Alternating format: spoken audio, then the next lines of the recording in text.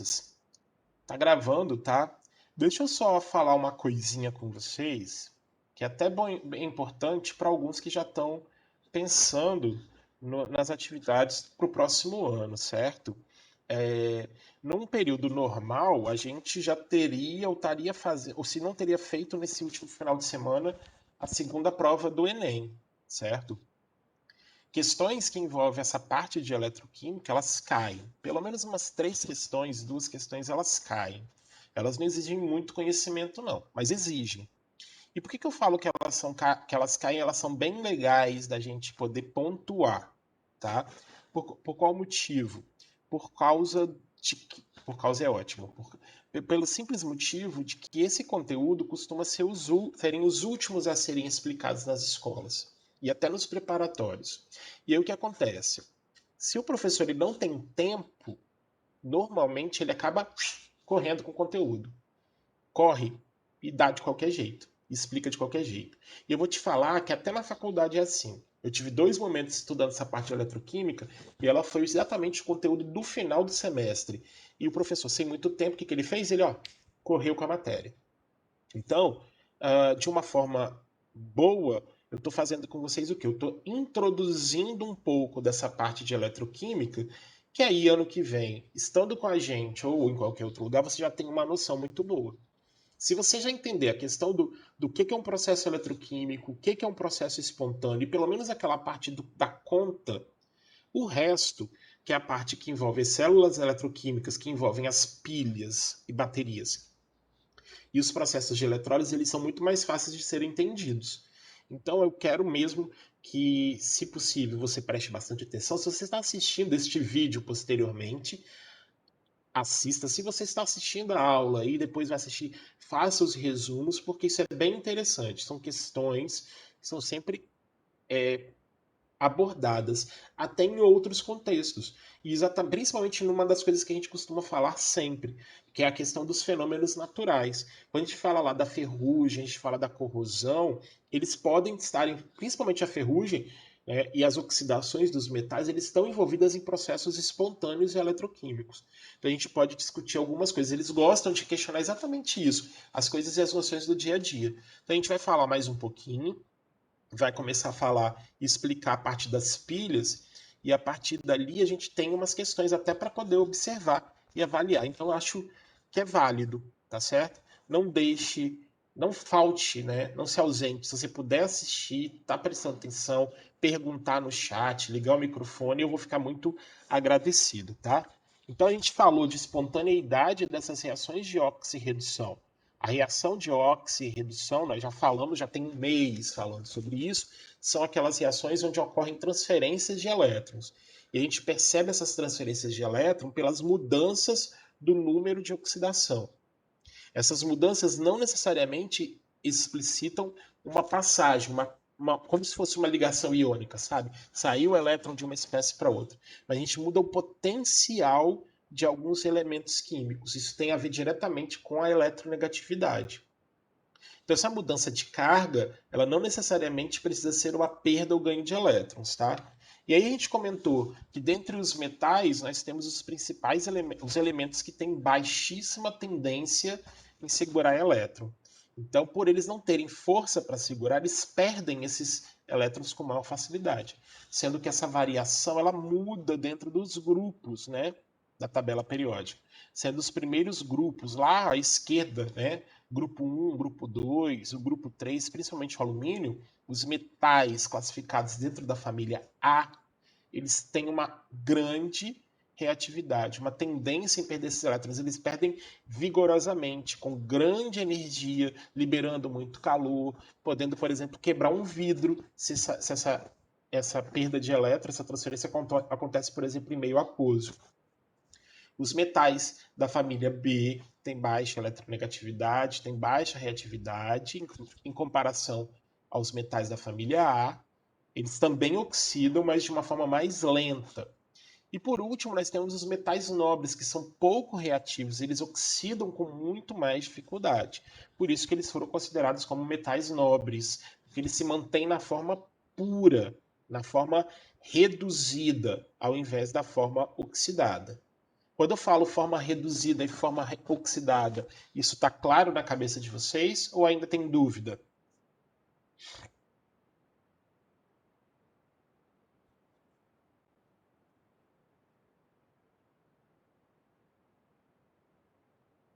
Ó, a forma oxidada, o que eu quero dizer com a forma oxidada? É a forma que o metal já perdeu o elétron. Vou botar o elétron. E qual é a carga desse metal na forma oxidada? É uma carga positiva. Ele vai aparecer lá mais um, mais dois, mais três. Quando eu falo na forma reduzida, o metal não mudou os elétrons. Ele vai aparecer o M0 em cima, correto? Como se ele tivesse todos os elétrons. Qual das duas formas é a mais provável da gente encontrar na natureza? A forma reduzida ou a forma oxidada para os metais? Em um processo espontâneo. Responde para nós.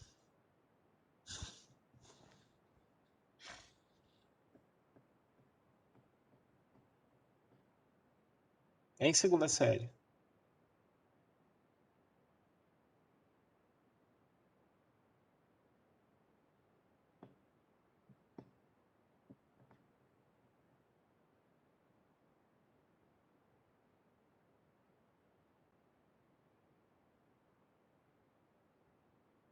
Isso, Matheus, né?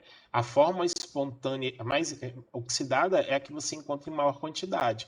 Exatamente pelo processo espontâneo, os metais eles vão doar elétrons. Então, essa forma é a forma natural que a gente vai encontrar, né, na maioria dos casos. Beleza. A gente comentou, tá rabiscado aí, que é da nossa última aula, mas eu fiz questão de deixar que a gente tem uma tabela com potenciais que vão indicar para a gente a característica, a capacidade que esse metal tem em ganhar ou perder elétron.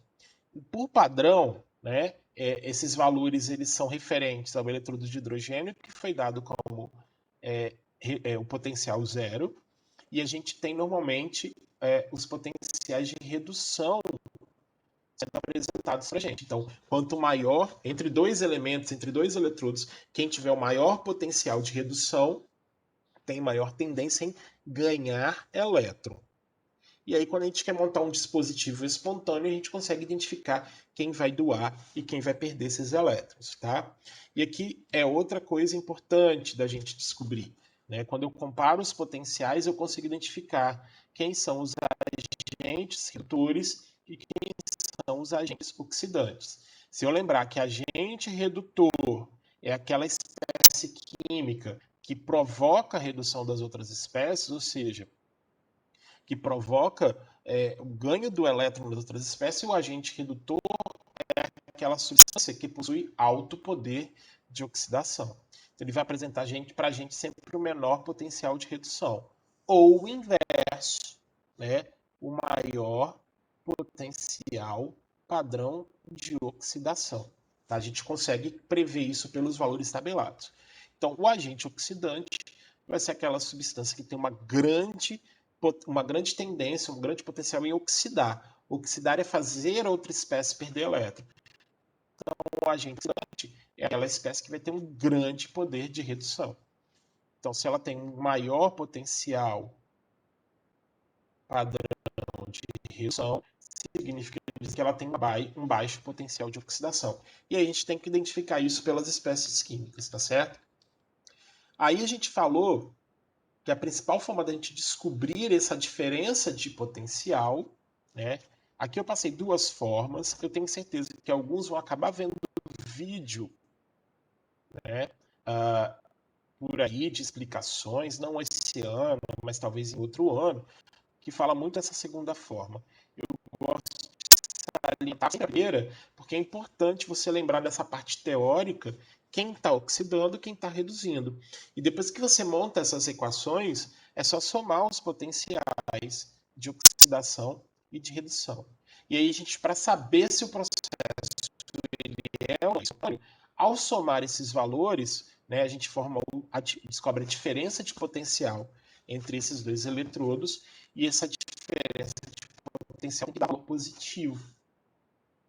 Correto? Esse valor positivo, a gente, óbvio, não precisa entrar em detalhes aí quanto às padronizações para chegar a esse valor.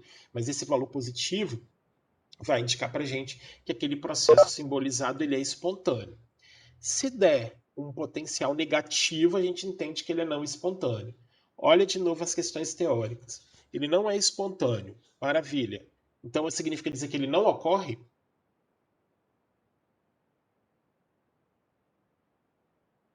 Um processo não espontâneo ocorre ou não ocorre? Segunda série.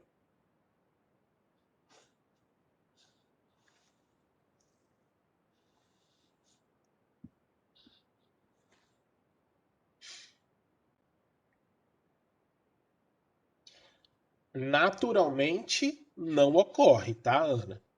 Beleza? Mas a partir de alguns processos nós conseguimos fazer com que o fenômeno não espontâneo ocorra. Então a gente entende que se eu tenho, calculo a DDP, a diferença de potencial, me deu um valor menor que zero, você fala, naturalmente isso não vai acontecer. Mas ele pode acontecer. Nós demos um exemplo, inclusive, na semana passada, que foi o quê? A questão das siderúrgicas, das metalúrgicas. A extração do ferro não é um processo natural. O ferro puro, o ferro reduzido, o ferro zero, ele não é natural.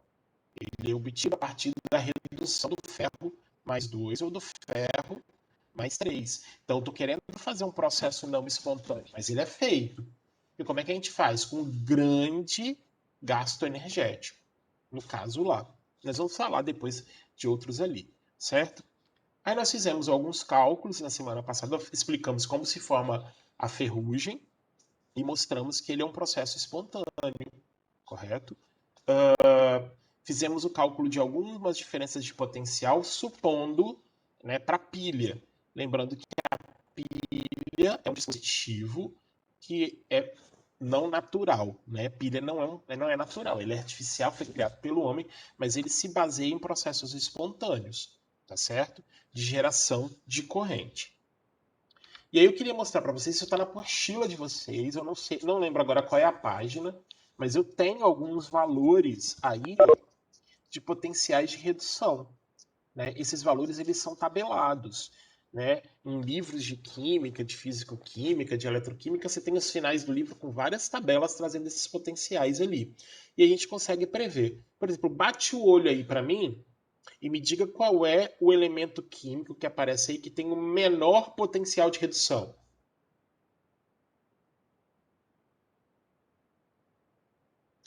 A pergunta foi: qual o elemento que tem o menor potencial de redução?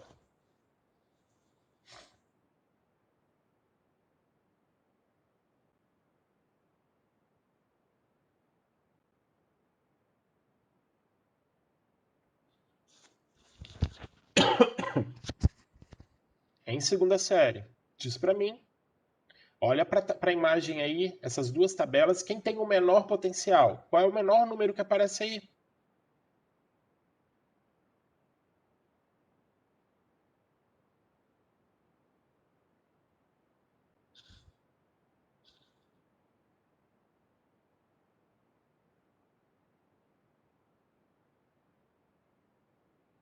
O Ca com menos 3,80, maravilha. Então, você acaba de falar qual é o elemento químico. O elemento químico que tem o menor potencial de redução é o cálcio. Isso significa dizer o quê? Que ele não tem capacidade natural em ganhar elétron. Mas se a gente invertesse todos os processos, ele seria o elemento com maior potencial de oxidação. Agora a pergunta que eu vou fazer para vocês entenderem: qual é a espécie química com menor potencial de redução?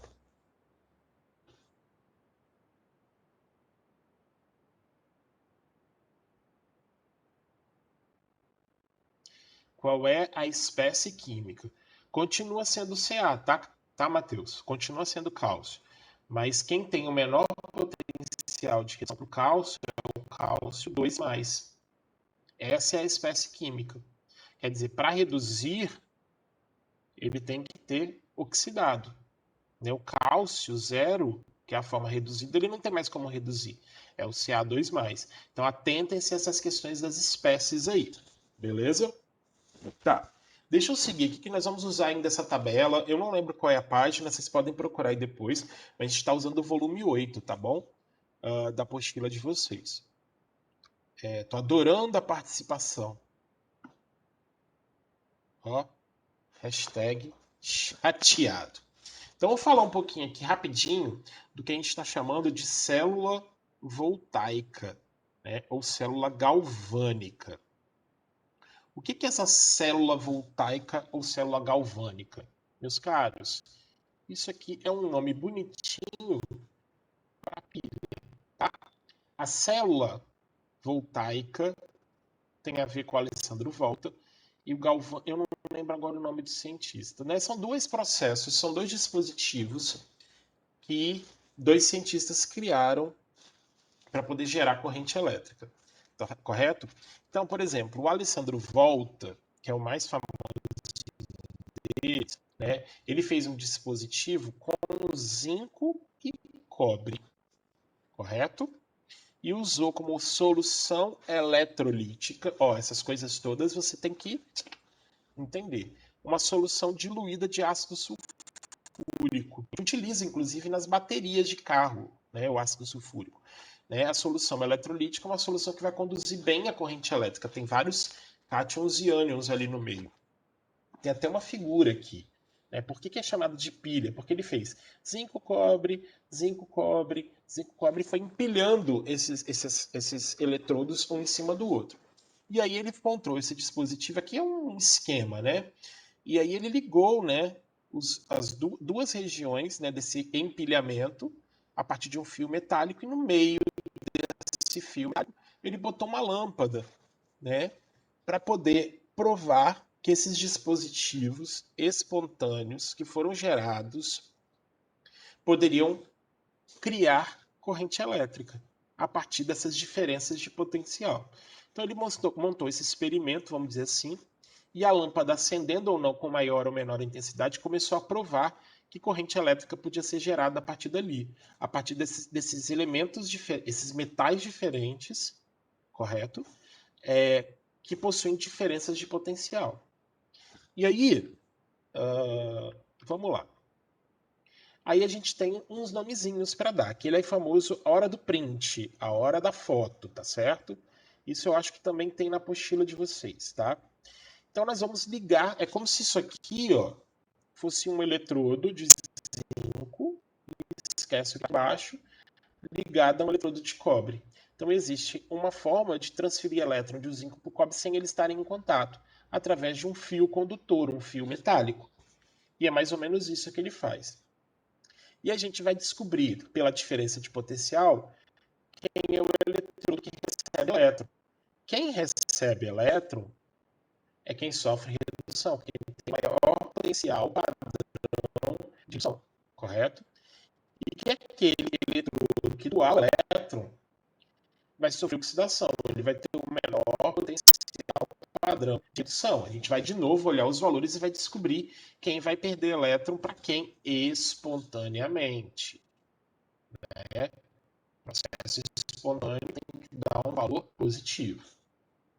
E aí esse eletrodo que sofre redução, a gente chama ele de cátodo. O cátodo. Não importa a pronúncia para mim, tá?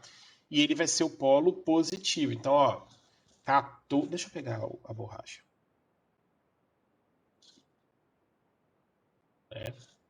O cátodo vai ser o meu polo opis, que a pessoa ficou vesga e não conseguiu fazer uma reta. Né?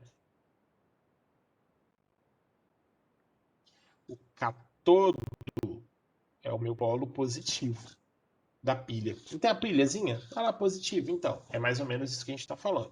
E aquele eletrodo que doa o elétron, que sofre oxidação, ele é conhecido como ânodo. ele é o polo negativo dessa pilha, beleza?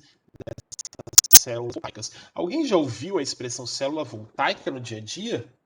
Hoje em dia se fala muito de célula voltaica. Alguém já ouviu ou já viu uma célula voltaica? Vocês têm célula voltaica em casa?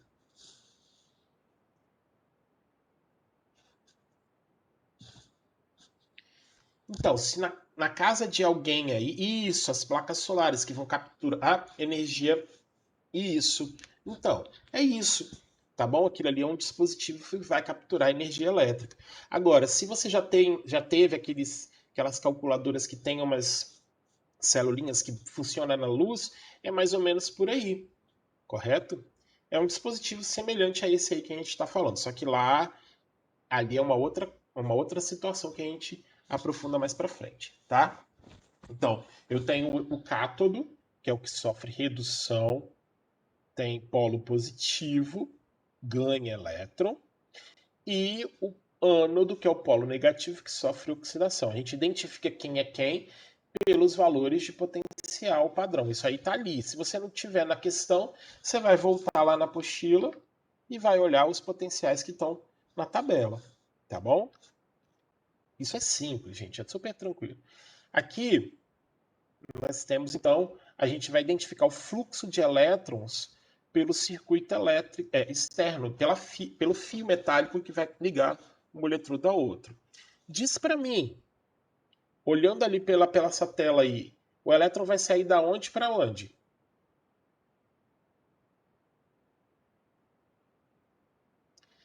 Do cátodo para o ânodo ou do ânodo para o cátodo?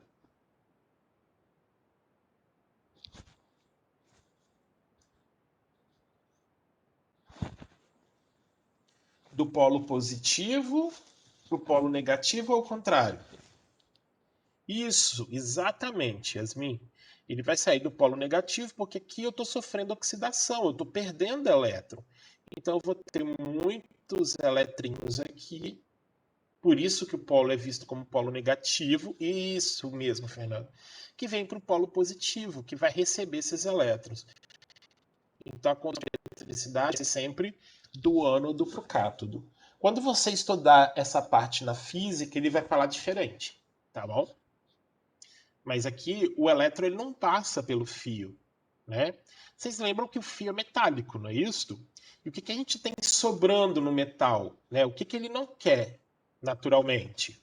Em pessoas. Ele quer ganhar elétron ou que ele quer perder elétron?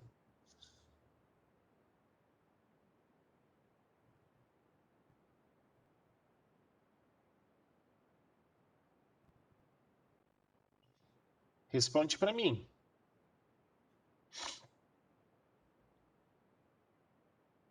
O metal ele quer ganhar ou perder elétron?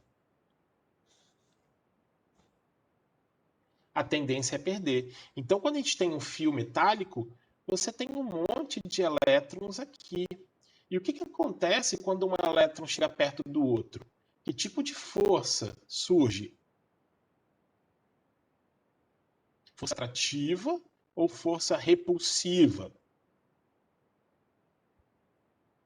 Isso, repulsiva. Então, olha só o que acontece, gente. Lá no ânodo tem bastante elétron devido à oxidação do metal. O polo negativo vai fazer o que com o fio metálico? Vai gerar uma repulsão. Os elétrons vão se dirigir para o polo positivo, né? Que vai gerar uma força atrativa. Esse movimento de elétrons, correto? Que a gente está falando aqui é a questão da condução elétrica. O que é a corrente ou corrente elétrica, né? Corrente ou condução elétrica? Por que é conduzir eletricidade? O que é passar uma corrente elétrica no fio?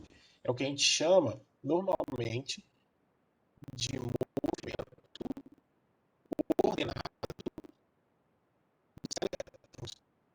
Como assim, Reginaldo? Poxa, o fio antes ele estava todo perdidinho, não é isso? Então você tem os elétrons se movimentando para tudo quanto é lado. A partir do momento que eu faço uma diferença de potencial entre esses fios, eu faço com que a corrente elétrica passe. É isso que a gente faz na pilha. A questão do polo negativo e do polo positivo é para gerar uma diferença de potencial, né, entre quem oxida para quem reduz. E aí o fluxo de elétrons passa por esse fio. Só que aí, meus caros, essa corrente elétrica vai passar pelo fio e normalmente vai passar em algum dispositivo que vai consumir um pouco dessa energia cinética dos elétrons para fazer o dispositivo funcionar. Seja televisão, seja um aparelho de som, seja um videogame, correto? Seja um micro-ondas. Ali aquela energia de movimentação dos elétrons faz outros equipamentos funcionarem. Lembrem-se que nem todo equipamento precisa de uma grande voltagem, de uma grande diferença de potencial, ok? E aí o que acontece? Eu preciso de dispositivos que vão gerar menos intensidade de corrente. Por isso que um controle remoto tem a pilha, por isso que alguns controles têm os controles de videogame têm a pilha. E aí, cada caso é um caso, beleza? Vai depender muito desses fatores aqui também, tá, João? A diferença de potencial exigido. Só para finalizar por hoje, tomada, tirando aquela tomada do meio padrão, que aquele ali é o fio terra, você tem duas, não é isso? São dois pinos que você enfia na corrente, que é exatamente para fazer a diferença de potencial. A corrente elétrica passar de um fio e voltar pelo outro, certo? E com isso a gente consegue fazer o dispositivo funcionar. Tem problema, professor, trocar de lado? Não. Não tem problema nenhum. Você vai gerar a mesma diferença de potencial ali naqueles fios, permitindo a condução de eletricidade, fazer o dispositivo funcionar. Tá certo? Então, a corrente elétrica nada mais é de uma condução elétrica, um movimento ordenado dos elétrons, devido a uma diferença de potencial entre o ânodo e o cátodo. Quando o indivíduo utiliza o voltímetro para ver se tem corrente elétrica, ele coloca exatamente um ânodo no cátodo. Ele consegue identificar se o processo ali é espontâneo ou não, se está funcionando ou não. Mas isso aí é para outra aula, ok?